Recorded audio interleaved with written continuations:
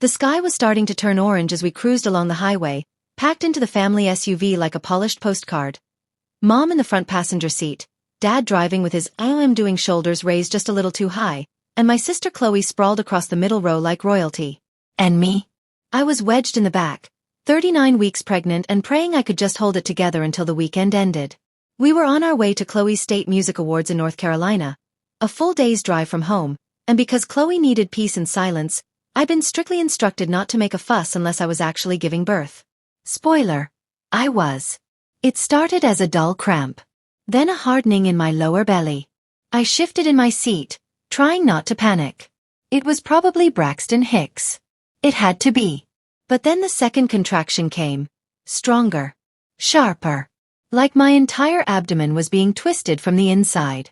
I gasped, grabbing the side panel of the door, knuckles whitening. What was that? My mom asked, twisting slightly to look back. Contraction, I panted. Maybe. I think I'm in labor. She blinked. No. Not now. We're not even halfway there. Mom, I'm serious. That one really hurt. From the front seat, my dad kept driving. His jaw clenched, his grip on the wheel tightening like he could steer away from the reality unfolding in the back seat. Chloe groaned dramatically. Seriously, Kayla? You're gonna make this about you now. It's not about me. I snapped, wincing as another contraction slammed into me like a train. I can't control when the baby decides to come. Mom turned to face the front. Pull over. Richard. Right now. Relief flooded me. Finally. Someone was taking this seriously. But then she turned to me, calm and cold as glass. You'll need to get out, Kayla. We'll send someone to pick you up. Chloe cannot afford distractions right now. She's been practicing for this competition for months, and she needs silence. I stared at her, slack-jawed. Get out. I'm sorry, sweetie, she said. But we can't let you ruin this moment for her. You've had enough attention with this pregnancy already. Chloe chimed in from the front. God. Kayla. Just get out. You'll be fine. I laughed. A short, hollow, disbelieving laugh. I'm literally in labor. You want me to labor alone? On the side of a highway. Dad pulled onto the shoulder like a robot obeying orders, turned on the hazard lights, and parked. You'll be okay, he muttered, not meeting my eyes. We'll call someone once we get to the hotel. They left me there. No phone charger. No hospital bag. Just me, a dying battery at 17%, and contractions tearing me apart like clockwork. I stood in shock as the car pulled away, Chloe waving smugly through the window. For a few minutes, I just sat in the gravel. Breathing. Counting. Crying. And then I did what I had to do. I flagged down a passing car, a kind couple in their 50s who saw me doubled over and immediately pulled over. They rushed me to the nearest hospital, where I gave birth to my daughter alone. No family, no flowers, no congratulations. Just the quiet hum of machines and the midwife holding my hand as I screamed. I named her Hope. Because that's all I had left. 1 minute later. If you're still watching, thank you for being here. These stories aren't easy to tell, but they matter. So if you believe in holding people accountable, in justice even when it's painful, consider subscribing to this channel. Your support helps us bring you more true stories of survival, betrayal, and transformation. Back to the story. 3 days later, my parents called. My mom's voice was syrupy sweet, like nothing had happened. How's our baby girl? I said nothing. Kayla? She prompted. We're stopping by this weekend. Can't wait to see you both. I stared at the phone, burning with a fury I'd never felt before. The audacity. They left me on a highway to protect her moment. And now they wanted to waltz in and play doting grandparents? I ended the call. And I started planning. Not a tantrum. Not a screaming match. A strategy. I pulled hospital records. Called a lawyer friend. Learned exactly what counted as child endangerment under state law. Made copies of texts, voicemails, timestamps, security camera footage from the ER. And most importantly, I started recording every call. Because when I confronted them, I wouldn't just have emotion. I'd have evidence. They thought they could rewrite history. Pretend it never happened. But this time, they were going to beg. Not for forgiveness, but for mercy. It started with a voice memo. Not for them, for me. A time-stamped recording, raw and unfiltered, right after that nauseating phone call where my mother had the audacity to ask, "How's our baby girl?" Like she hadn't left me on a highway with contractions pulsing like thunder. I looked down at my daughter, Hope, barely 3 days old, sleeping with her tiny fist curled near her chin. And I whispered into my phone. They left me on the highway. She said I'd ruin the day. They chose Chloe. Again. From that moment forward, every single interaction with my parents became a data point. Logged. Dated. Backed up in 2 cloud drives. Because I knew exactly what was coming. Denial, gaslighting, spin control. And right on schedule, they showed up at my apartment door that Friday. Plastic smiles painted over their faces, Mom holding a balloon and Dad awkwardly cradling a newborn gift basket. "Look at you, Mommy," she sang, stepping inside uninvited. "Our little girl had a little girl." I blinked. My fists tightened. No apology. No mention of the highway. Just amnesia with sprinkles. Dad offered a pink onesie with the tag still on. "We figured you'd be too tired to go shopping." I said nothing. Not because I had nothing to say, but because the camera I had hidden behind a stack of baby books on the shelf was already recording. "Are you okay?" Mom asked sweetly. "You've seemed off." "Off," I repeated. Chloe was on speakerphone in the background. Her voice shrill as ever. "You better not be playing the victim card again, Kayla. You're not the only one in this family who's ever been through something." I stepped forward and looked straight at the woman who birthed me. "You left me. On the highway. While I was in labor. And now you want to play grandmother like nothing happened." Mom blinked, her tone shifting just a little. "Kayla, don't twist it. You knew we had to be there for Chloe's big day. You chose Chloe over my life. Don't be so dramatic." There it was. That word. Dramatic. Their go-to tranquilizer for truth. I could have died. Hope could have died. Dad shifted uncomfortably. "We called once we reached the hotel." That was 4 hours later. I was already giving birth in a hospital room, alone, with strangers holding my hand because my own parents chose optics over obligation. And when their faces started to twitch, panic replacing arrogance, I delivered the final blow. I recorded that call. I recorded this conversation. And I've already spoken to a lawyer. Mom dropped the balloon. "I'm not suing you," I said. "But if you ever try to gaslight me again, spin this story into anything less than what it is, or step near my daughter without accountability, I'll file a child endangerment case so fast your entire retirement will fund my lawyer's Christmas." Silence. Then a brittle whisper from Mom. "You wouldn't." I leaned in. "I would. And I'd win." They left. But the fallout had just begun. Later that evening, I posted a vague message to Facebook. "Just gave birth under traumatic circumstances.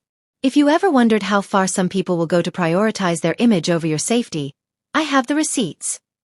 I didn't name names. I didn't need to. By midnight, 3 cousins had messaged me. 2 aunts. Even a 2nd grade teacher commented, "Sending strength." Then I got a message from Aunt Marion, Mom's older sister. "Call me. I believe you." That was the moment I realized this wasn't just a family betrayal. It was a generational disease. And I had finally broken the silence. It was Sunday morning when I met Aunt Marion at her home. The air smelled like coffee and lavender, and the wind chimes outside sang a song more honest than half my family's words over the past year. She hugged me before I even got 2 steps in. "Your mother thinks she's invincible," she said as she set down a tray of muffins. "But she's about to learn she raised a woman, not a doormat." I hadn't even spoken yet. She just knew. We sat down at her dining table, light pouring through the lace curtains. She handed me a cup of tea like I was still 8 years old, hiding from my mom's wrath after breaking a vase. Then she exhaled deeply. "You're not the first one she's done this to, Kayla." I blinked. "Excuse me." "She's always been obsessed with appearances," Aunt Marion explained. "Even when we were little, she hated being outshined by anyone. But Chloe? Chloe was her golden goose." I frowned. "You mean to tell me the way she treats Chloe versus me isn't new?" Marian gave me a sad smile. Your mom has always needed someone to project onto, and someone to punish. Chloe gets the spotlight. You get the shadow. I didn't even realize my hands were trembling until Marian reached over and placed hers on mine. She used to humiliate me in front of boys I liked. Tell everyone I was fragile and unbalanced, so she could come off as the composed one. And she loved watching people pity me while praising her. I swallowed hard. She even once left me at a concert venue 2 hours from home, she added, laughing bitterly. Because I said I wanted to sing. She said, don't embarrass me in front of the church ladies. Left me there with no wallet. I shook my head. Why didn't you ever say anything? I did. No one believed me. Just like they don't believe you. Until now. That word again. Until. The turning point. Kayla, she said gently, if you want to air this all out, I'll stand with you. But you better be ready. Once you burn this image she's crafted, there's no putting it back. I don't want to burn anything, I replied. I just want to stop pretending this isn't real. A few days later, the perfect opportunity came. Cousin Jay's engagement party. Everyone would be there. Extended family, old friends, distant relatives. The kind of gathering where people make polite small talk while secretly judging your outfit and career moves. I brought Hope in a stroller, wearing the soft yellow dress Aunt Marian had sewn herself. I had no intention of making a scene. But my mother? Oh, she had plans. The moment I entered the room, she grabbed a microphone from the DJ and tapped it like she was running for mayor. Everyone! Let's welcome my daughter Kayla and our beautiful new granddaughter, Hope. Everyone turned. Cameras flashed. And there she was, arms wide, smiling like a humanitarian award was being handed to her. I didn't move. She came up to me and leaned in. See, sweetheart? No need to keep holding grudges. Families move on. I leaned back and whispered with a tight smile. You left me in labor on a highway, and now you want a photo op? She blinked, but quickly recovered. Just be gracious. For once. And that's when I saw Chloe behind the dessert table, whispering something to our cousin Bianca, her eyes flicking to me, then back to her phone. That's when I knew they were spinning it again. So I acted. I walked up to the mic. People clapped automatically, assuming I'd say something adorable about motherhood. I smiled, warm and practiced. Thank you all for the warm welcome. I just want to say how grateful I am to raise my daughter in a family with so much love. The room beamed. But while we're here, I continued, I'd like to tell a quick story. My mother's face stiffened. 2 weeks ago, while on the way to Chloe's award ceremony, I went into labor. In the car. I told my parents. I begged them to stop, to help. But they told me verbatim, don't ruin her day. She needs silence. Then they left me on a highway shoulder, alone. Silence. Chloe made a sound. Something between a gasp and a growl. I lifted my phone. This is the voicemail they left afterward. Would anyone like to hear it? Gasps. The room shifted.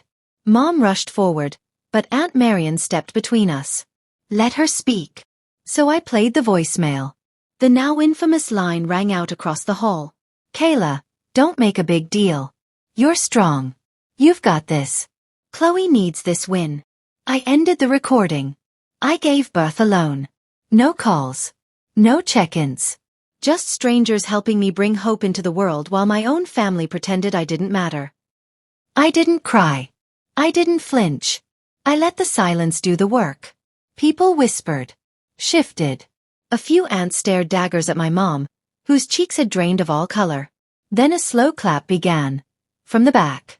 Uncle David. Followed by Aunt Trina. Then Cousin Marcus. My mom stood frozen. Humiliated. Exposed. She opened her mouth, but nothing came out. Later that evening, Chloe texted. You didn't have to do that. And I replied. You're right. I didn't. I chose to. They say going public with the truth is like lighting a match in a dry forest. The flame starts small. Almost innocent. But give it oxygen, and everything around it burns. 2 days after the engagement party, someone anonymously uploaded a clip of my speech to a local parenting blog. Then it hit Facebook. Then TikTok. In less than 48 hours, The story of the mother left in labor on a highway while her family went to a music ceremony was all over the place. I never confirmed it was me. Never denied it either. But my inbox? Full. My voicemail? Overflowing. Support. Outrage. Other women sharing their own horror stories of being cast aside for siblings who were destined for more. For once, I wasn't isolated in my pain. I was surrounded by validation. And that's what made the next move even more disgusting. My phone buzzed at 10:13 a.m. on a Wednesday. An email. Subject: Notice of petition for grandparent visitation rights. From my mother. She filed in district court. She was requesting legal access to my daughter, Hope. Not as a grandma who wanted to rebuild trust, but as a power move. The petition cited emotional distress caused by separation, her long-standing familial role, and, get this, her deep concern for Hope's psychological development. I blinked, laughed, screamed, then called my lawyer. Don't panic, he said calmly. We'll kill it before it walks. But you need to understand, this isn't about visitation. I know, I snapped. It's about control. We counterfiled within hours, a formal restraining order, citing medical negligence, abandonment, and emotional endangerment during childbirth. And because I had audio recordings, medical timestamps, and video evidence, the judge issued a temporary no-contact order within 48 hours. And just like that, the woman who birthed me was legally barred from approaching her granddaughter. It was the first time in my life I felt protected from her. But not everyone in the family saw it that way. Chloe posted on her Instagram. Funny how people who cry for attention always get it. Even if it's built on lies. #family matters. And then another gem. When your sibling weaponizes childbirth. Face with rolling eyes. I didn't respond. I didn't comment. I screenshotted everything. My lawyer added it to the case file. And then something unexpected happened. My father showed up at my door. Alone. No balloons. No fake smiles. Just a man with creases around his eyes and defeat sagging from his shoulders. Can we talk? I stared at him for a long time. Then I stepped outside and shut the door behind me. You picked her over me, I said flatly. Now she's dragging you into legal hell. And you want what, mercy? He shook his head slowly. I'm sorry. I said nothing. I should have stopped the car. I should have driven you to a hospital. I don't know why I didn't. Yes, you do, I whispered. Because pleasing Chloe and Mom is easier than standing up to them. He looked down. She's losing it. Your mother. She never expected this to blow up. She expected me to stay quiet. Then he said something I didn't expect. She wanted you to apologize. I blinked. Apologize? For what? For making her look like a bad mother. I laughed. Loud. Ugly. Incredulous. She abandoned me in labor and now she's the victim? She's rewriting it in her head. Telling everyone you told her the contractions were mild. That you begged her to stay with Chloe. I have the texts, Dad. He nodded. I know. But not everyone else does. And that's when I realized, she wasn't trying to win custody. She was trying to rewrite the narrative legally. Make herself look like the concerned grandma while painting me as irrational and unstable. So I flipped the script again.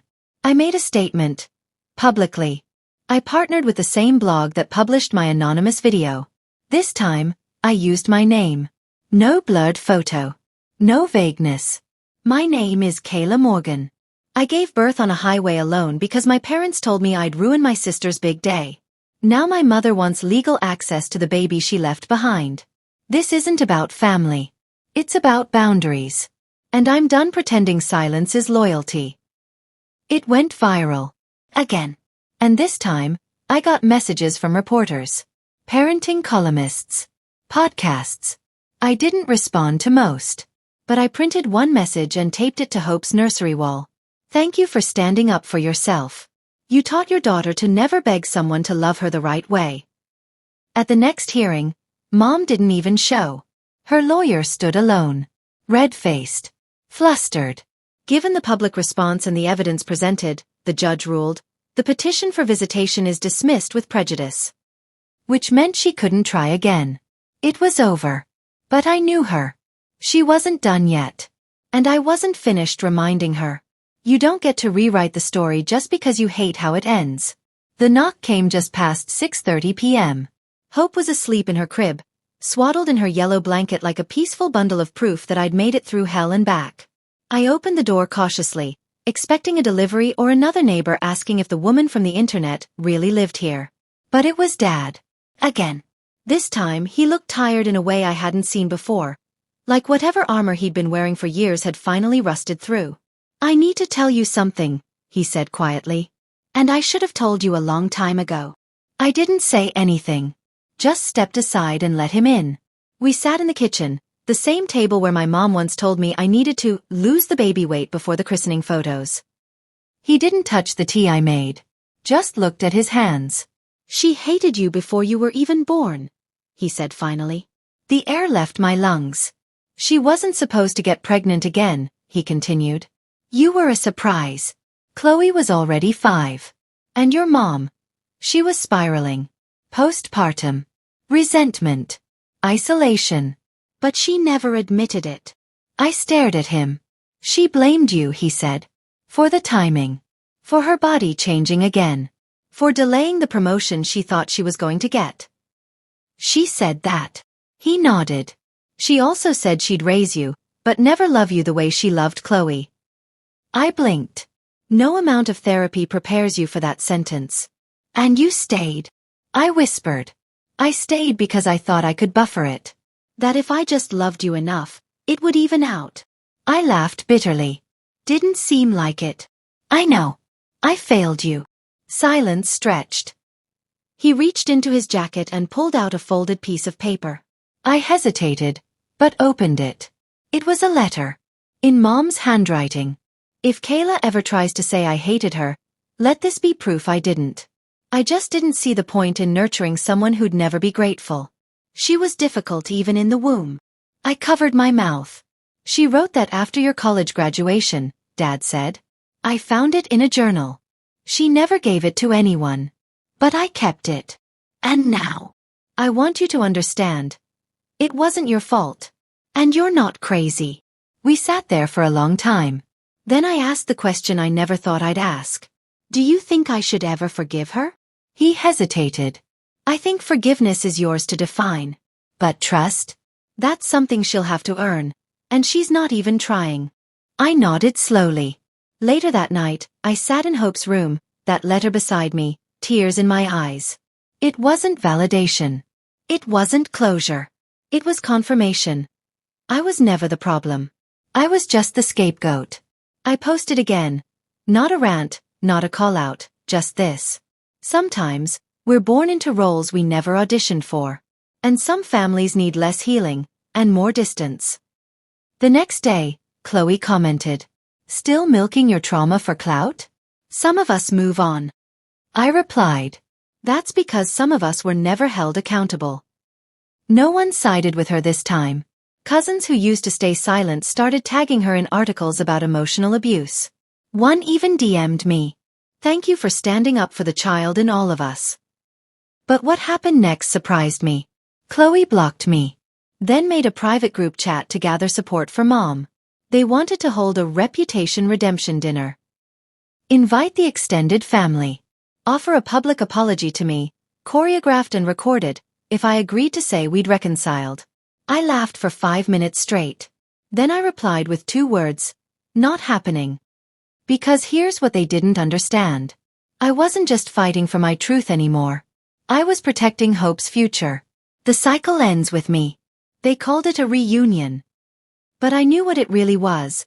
A desperate PR stunt. Aunt Trina invited me out of obligation. It's just dinner, she said. A chance to clear the air. Your mom's willing to apologize. Maybe it's time to put things behind you. What no one understood, and what I was done explaining, was that I had already moved on. But I wasn't going for them. I was going to close the book. On my own terms. The dinner was held at Chloe's favorite bistro, one of those dimly lit places with overpriced appetizers and fake candles flickering like forgiveness was a cute little mood. Everyone was dressed like it was Easter Sunday. My mother wore her media smile, tight and gracious, as if she were some misunderstood diplomat. She stood as I entered. "Kayla," she said gently, arms outstretched like this wasn't a farce. "We're so glad you came." I ignored the hug and took my seat. The room fell quiet. Chloe cleared her throat. "We all agree things went too far. And emotions were really high." She gestured toward my mother, who pressed her palms together and delivered the opening monologue of her life. "I made a mistake," she began, voice shaky. "A mother's job is to protect, and I failed you. I was scared. And I handled it wrong. I'm not asking for forgiveness, just understanding." She reached into her purse and pulled out a neatly folded piece of paper. "I wrote you a letter," she said, placing it in front of me. I didn't touch it. Instead, I pulled out my letter. The one I had typed, printed, and sealed in an envelope with Hope's footprint stamped across the back. I slid it across the table. "What's this?" she asked. "It's not for you," I said. "It's for Hope. For when she's old enough to understand the difference between family and obligation." Mom looked confused. "But I thought." "I didn't come here to mend fences," I said. "I came here to make something very clear." I stood. Everyone here keeps acting like there was a disagreement. A misstep. A tense moment. But that's not what happened. I looked each person in the eye. My parents abandoned me on a highway while I was in labor. My sister sat silently in the front seat. Then they filed legal petitions to insert themselves into a life they willingly walked away from. And now, instead of true remorse, you offer a letter and some tapas. Chloe scoffed. "Jesus. Kayla. Is this performative trauma your whole personality now?" I turned to her, calm and sharp. "You've lived your whole life being chosen first. I'm sorry if accountability feels like a downgrade." Then I turned to my father. "Dad. I appreciate your honesty. But silence is still complicity. You stood by while she made me feel like I was defective. I needed a parent, not a referee." He lowered his head. "And Mom," I said finally, "you always accused me of dramatizing things. But you know what's dramatic? Leaving your pregnant daughter on a roadside because someone else had an award ceremony." I paused. "And this letter? It's not closure.